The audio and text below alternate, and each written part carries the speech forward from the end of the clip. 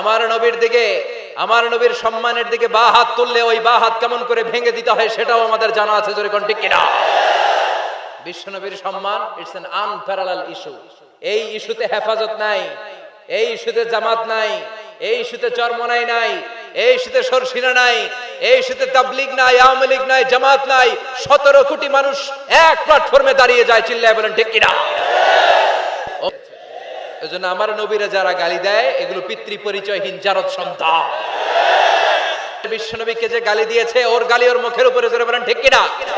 আমার নবীরা যারা কবি বলে গালি দেয় ওই গালি ওদের মুখের উপরে, ঠিক কিনা? আমার নবীরা যারা পাগল বলে গালি দেয় ওদের গালি ওদের মুখের উপরে, ঠিক কিনা? আমার নবীরা যারা লেস কাটা নির্বংশ বলে ওদের 14 গোষ্ঠী নির্বংশ, জোরে বলো ঠিক কিনা?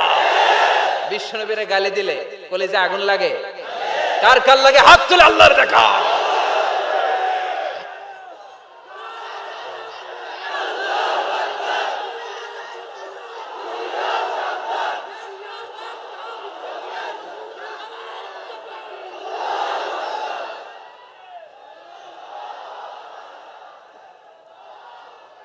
বিশ্বনবীর সম্মান এটার কোনো তুলনা হয়?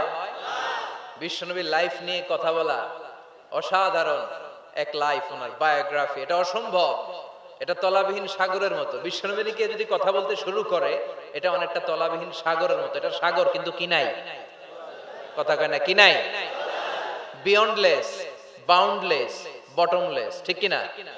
As a father, as a husband, as a teacher, as a lawgiver, as a lawmaker, as a reformer of the society, as a messenger, as a commander, Muhammad is the superman of the world. গোটা বিশ্বের জন্য তিনি Superman হয়ে এসেছে।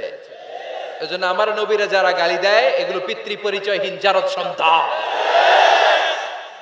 বিশ্ব নবীর সম্মান নিয়ে উল্টাপাল্টা করলে এটা সহ্য করা হবে না, জোরে কোন ঠিক কিনা?